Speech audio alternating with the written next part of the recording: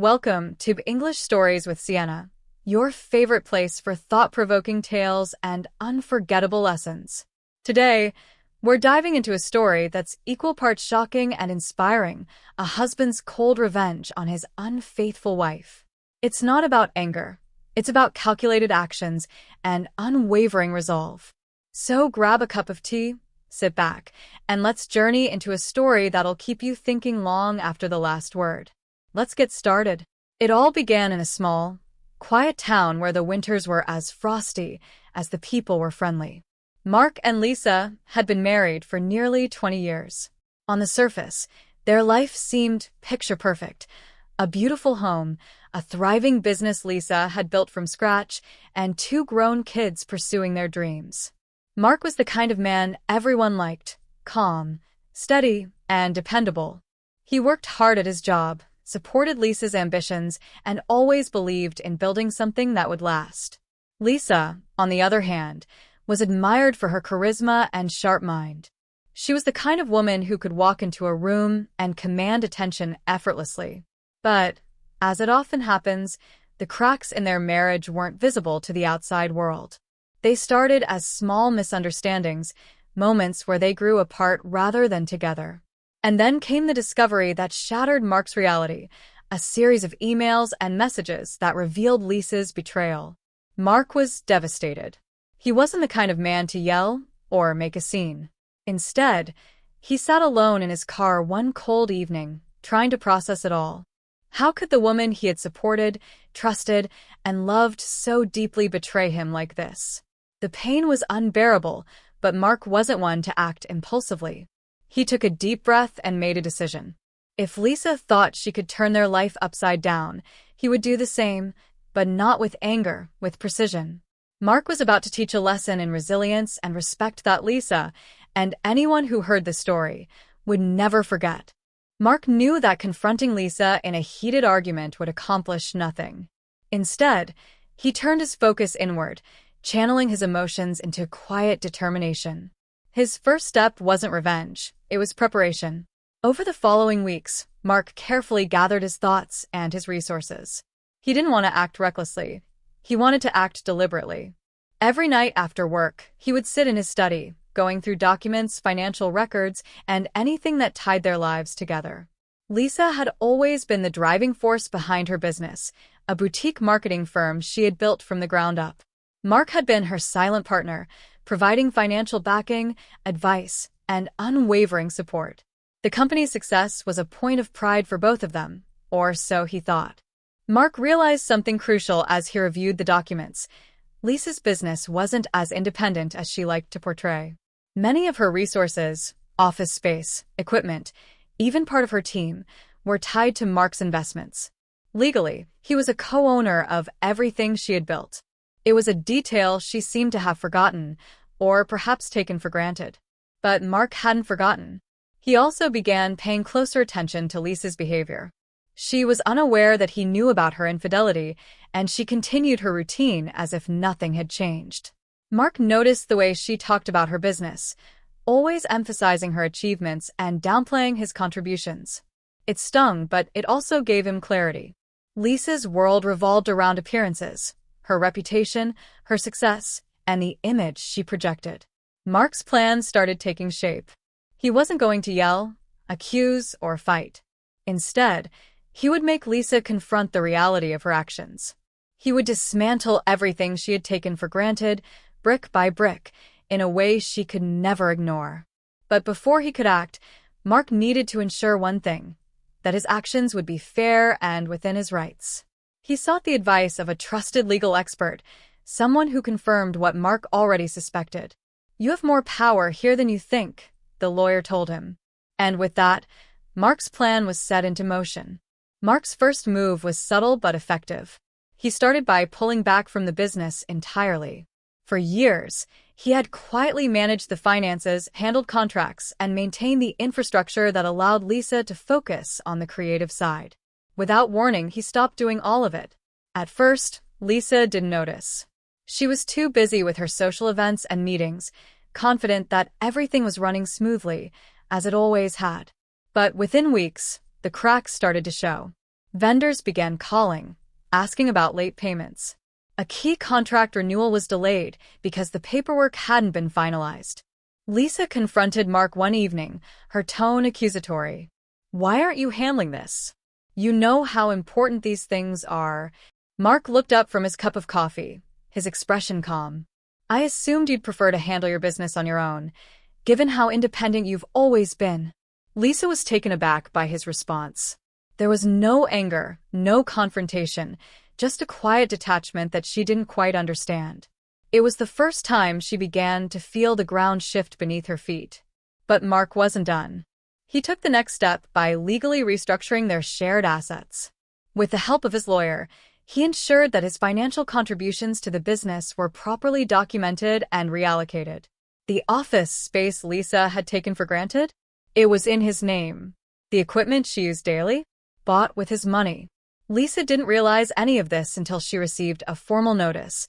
The lease for her office was being terminated. Panicked, she called Mark. "What's going on? Why am I being asked to vacate the office?" Mark's reply was measured and firm. "It's simple.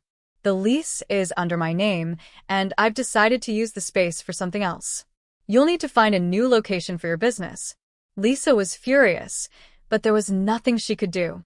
For the first time, she began to understand how much of her success had been built on Mark's quiet support. And now that support was gone. The ripple effects were immediate. Without the office, Lisa struggled to maintain her business operations. Clients started questioning her stability, and her carefully curated image began to falter. Mark watched it all unfold, not with joy or malice, but with a sense of closure. This was only the beginning. As Lisa scrambled to keep her business afloat, Mark was already preparing the next step in his plan. He knew that financial stability was just one pillar of her life. There was another, more personal foundation that she valued above all else: her reputation. Lisa prided herself on being seen as a successful entrepreneur and a community leader. She thrived on accolades, invitations to exclusive events, and the admiration of her peers. Mark decided it was time for her to face the truth, not just privately, but publicly. He began by withdrawing his support from charitable projects they had funded together. These were initiatives that Lisa often claimed credit for, basking in the praise of a community. Mark made it clear to the organizers that he could no longer be involved due to personal reasons, leaving Lisa to either step up financially on her own or explain why she couldn't. The calls started pouring in. "Lisa, we heard Mark isn't involved anymore. Can you confirm if you'll still be funding the project?" One by one, she had to decline, her once pristine image beginning to tarnish.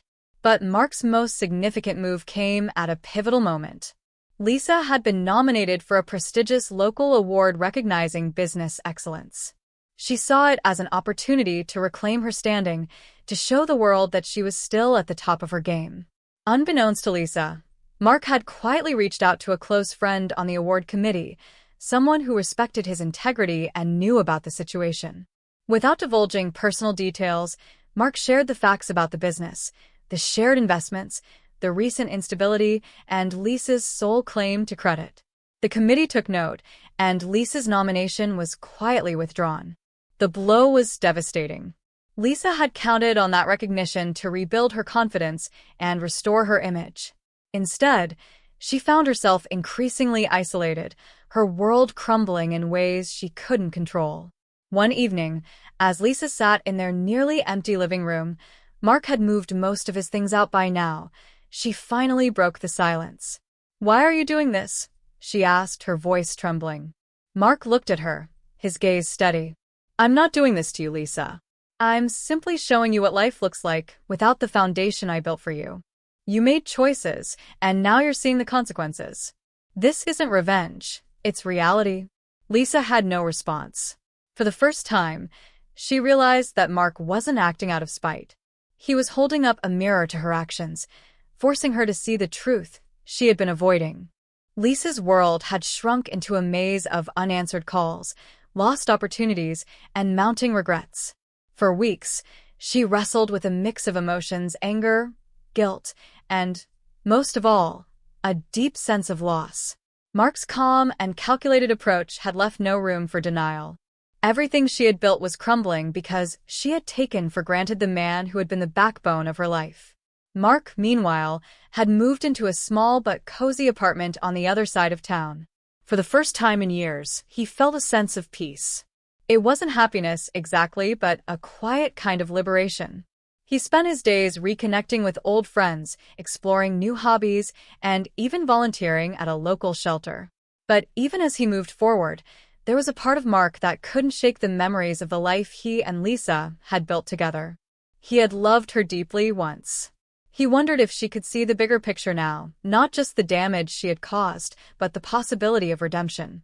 One cold evening, Lisa showed up at Mark's door, looking nothing like the confident, polished woman she once was. Her makeup was smudged, her hair disheveled, and her eyes red from crying. She hesitated before speaking, her voice barely above a whisper. "Mark, I know I don't deserve your forgiveness, but I need to say this. I'm sorry. For everything. For betraying you, for taking you for granted, for ruining what we had. I see it now, all of it, and I don't know how I let it happen." Mark listened quietly, letting her words hang in the air. He could see the sincerity in her eyes, the weight of her remorse. But he had learned to guard his heart, to protect himself from the pain he had endured. "I appreciate your apology, Lisa," he said finally. "It takes courage to admit when you've been wrong. But forgiveness doesn't mean things go back to the way they were. I've moved on, and I think you should too. Use this as a chance to rebuild. Not for me, but for yourself." Lisa nodded, tears streaming down her face. She had hoped for a different answer, but deep down, she knew Mark was right. She had to take responsibility for her life and the choices she had made. In the weeks that followed, Lisa began to pick up the pieces. She sold what was left of her business and started over, this time with humility and gratitude. She reached out to the people she had wronged, slowly rebuilding trust and repairing relationships. Mark, too, found closure in their conversation. For the first time, he felt the weight of his anger lift, replaced by a quiet acceptance of the past. Months passed, and life took on a new rhythm for both Mark and Lisa. They were no longer tied together by the weight of their shared past, but were now navigating their separate paths, each finding meaning in their own way. For Mark, life had become about rediscovery. He started attending workshops on personal growth and mindfulness, learning to channel his energy into the present rather than dwelling on the pain of the past. One day, while volunteering at the local community center, Mark stumbled upon an opportunity to mentor small business owners. It was an ironic twist, helping others build what he had once quietly supported for Lisa, but it brought him joy. He found fulfillment in guiding people who genuinely appreciated his experience and wisdom. Slowly, his days filled with purpose, and his nights were no longer haunted by memories of betrayal. Meanwhile, Lisa was also rebuilding. After selling her business, she moved into a modest apartment and took on a role at a nonprofit organization. For the first time, she wasn't in charge. She was part of a team. The experience was humbling, but it also taught her the value of collaboration and the importance of acknowledging the contributions of others. One evening, while attending a local event for community leaders, Lisa heard about Mark's mentoring work. Curious but hesitant, she decided to stop by one of his workshops. As she stood at the back of the room, watching him speak to a group of aspiring entrepreneurs, she felt a mix of emotions: pride, regret, and, surprisingly, gratitude. Mark saw her after the session ended and approached her with a calm smile. "I didn't expect to see you here," he said. "I heard about the work you're doing," Lisa replied. "It's inspiring. You're helping people in ways I never fully appreciated." Mark nodded, his expression kind but reserved. "Thank you, Lisa. It's been a journey, but I've found my place." Lisa hesitated before adding, "I wanted to let you know that I've started over too. It's different now, simpler but more meaningful. I've learned a lot about myself and about what I owe to others. And I owe you an apology, Mark, not just for what I did, but for never truly valuing everything you gave me." Mark looked at her for a moment, then offered a small nod. "I'm glad you found your way, Lisa. We all deserve a chance to grow." Their conversation ended there, but it left both of them with a sense of closure and peace. Lisa walked away knowing she could never undo the past, but she could build a better future. And Mark? He had already done so.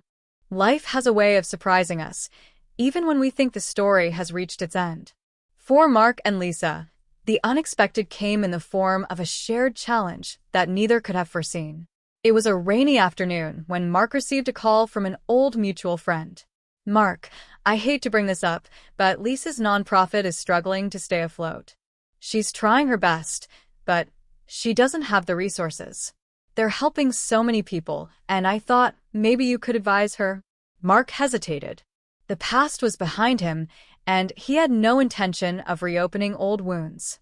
But something tugged at him, a memory of the woman Lisa had been before everything fell apart.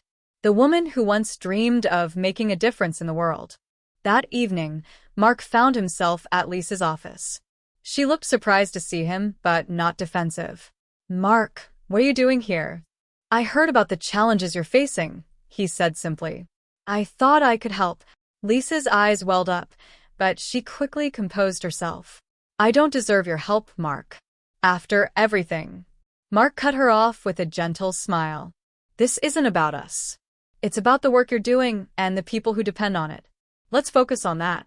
Over the next few weeks, Mark worked closely with Lisa to stabilize the nonprofit.